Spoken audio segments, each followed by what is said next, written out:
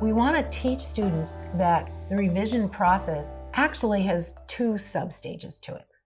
First, with a focus on the critical thinking part of what you wanted to say. So reading your writing to make sure that you said everything you wanted to. Did you meet the goals? Does it flow well? Are your sentences complete? Can you elaborate your sentences?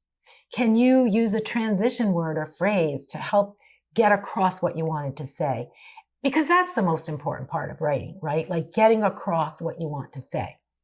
When that's done, then you go in a second time, and this is more what people traditionally think about as proofreading, right? So that's when you're going to check your spelling, you're going to check your handwriting, your punctuation. Did you miss a word? So I think it's very important to help students recognize that the revision process isn't just one thing you do when you look at your writing.